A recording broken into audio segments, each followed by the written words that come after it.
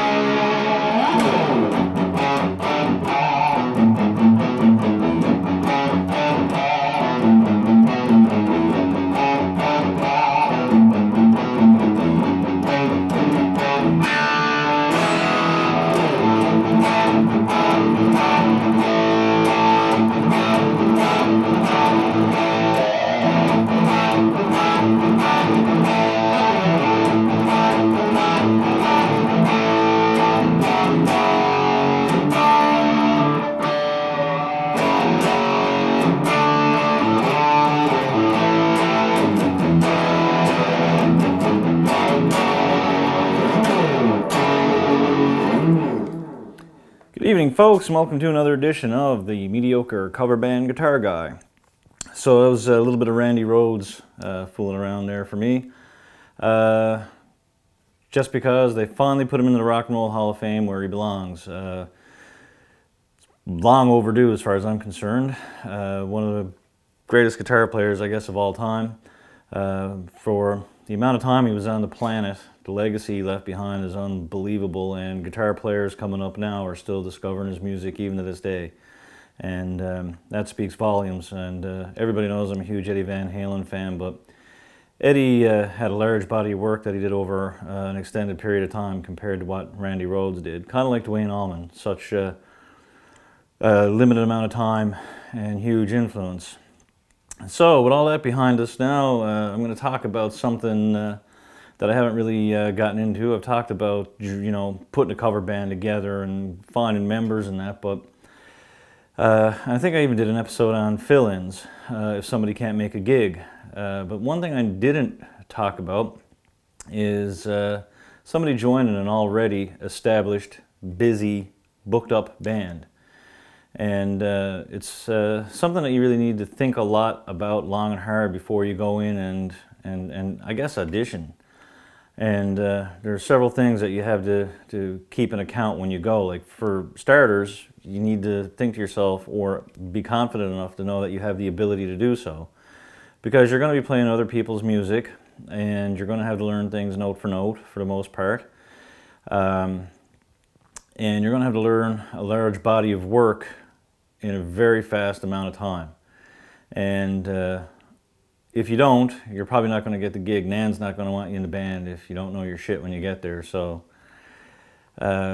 that's something really to consider, is your ability to do it and to be able to stick with it. And secondly, another thing you need to realize with established bands, a lot of bands travel out of town. And do you have that kind of time to put into that commitment? I know from when I worked in retail like 102 years ago, it was nearly impossible for me to get time off to play somewhere out of town. You pretty much had to give them like 6 years notice, and give them like $1,000 out of your paycheck or something, because you wouldn't know if you were asking for their firstborn. God forbid you get a Friday and a Saturday off in a row, right? Keep that in consideration. If you got a lot of small kids running around, if you're like me, the Al Bundy of cover bands, you got to look at, can you be out of town? Can you leave your partner home with a cackle full of youngsters? Because by the time you get home, she's probably going to be ready to stab you in the fucking face, or vice versa. If you're coming home, he's probably ready to punch you in the ovaries, who knows? Because you were gone having fun. It's got nothing to do with the money sometimes. So you need to have the availability to leave town sometimes. Then, do you have the availability and the time to commit to rehearsals? Established bands like to rehearse once a week, for most part. Some bands don't, and they can get away with it. But I know with us, we like to jam once a week if we can and learn new stuff. Right now, rehash old stuff just to get the rust off. So you have to have the commitment to do so. And if you don't, it's not going to work out. If you go in for an audition, if they don't give you a list of songs, ask for a list of songs. Pick a few and get back to them and say, can we try these? Usually if you take 6 or 7 songs and you bang them out, they'll know if you've got the chops to do so. And if you do have the chops, then you might get the gig, who knows. If you can sing and play and whatever, and that's another thing. Usually if somebody puts up an ad, they're going to tell you what they want. If they say they want a drummer who can sing harmonies and you're a drummer and you can't sing, you're applying for the wrong gig. You're not going to get it and you're going to be disappointed. And that's not fun either for anybody, because the people you auditioned for are going to feel like you wasted their time, and then you're going to feel discouraged that you didn't get the gig in the first place. So now you got the gig, you're in the band, we'll go this route, and because we'll be happy. You got the band to take you in, make you one of their own. Now you have to ask some questions of the band members, like what's your role in the band? Usually most bands have a leader, that's somebody who does the bookings. And I always suggest one person does this, because then there's no lack of communication whereby everybody runs into a jam and says, hey, we got a gig in 3 weeks on this Saturday night. And somebody's like, well, I got us a gig on that Saturday night. Well, I got it. You don't want to have that. So know your boundaries when you go in.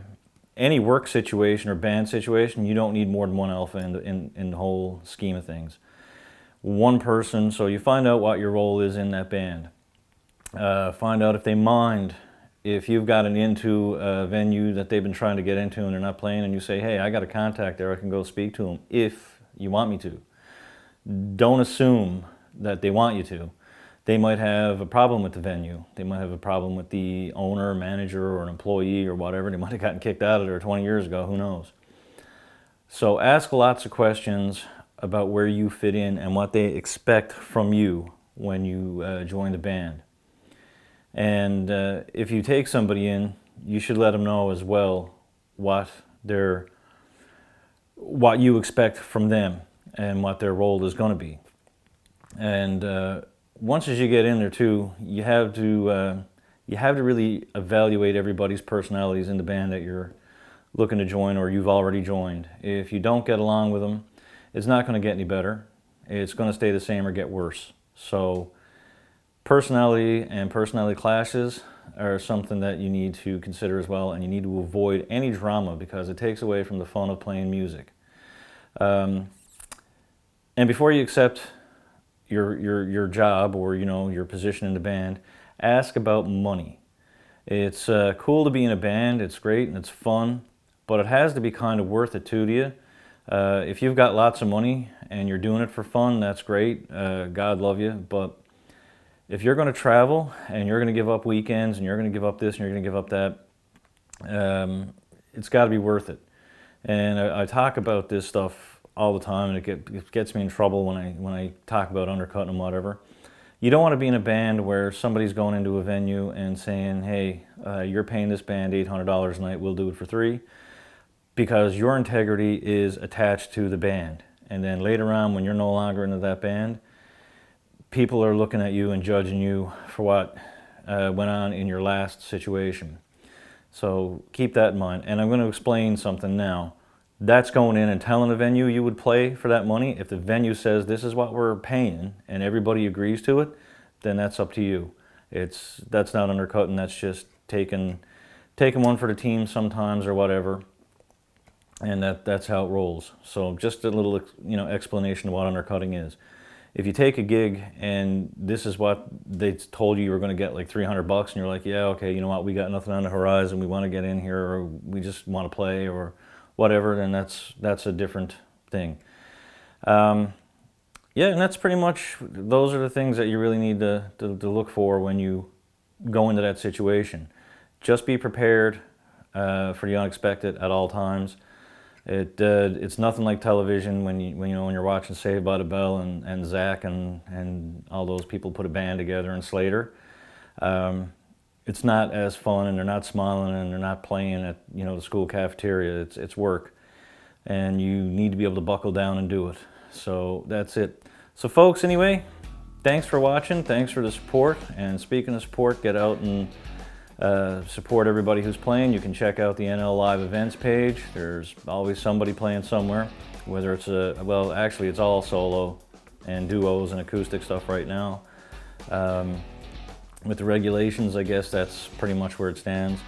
But get out and check it out. Check out the live streams. Tony Thompson's still doing Club Teabag. Don Brenton is doing the Saturday Night Cure on Sunday nights. And those guys are working hard on their streams. Larry Foley is out there doing some stuff. So just check it out. And this weekend I'll give Don a plug. I know he's at the Trip-In for matinee on Friday night, and he's at the Old Mill RV Park on Saturday night. So if you get a chance to go out and check it out, go out and check it out. Anyway folks, have a good evening and stay safe.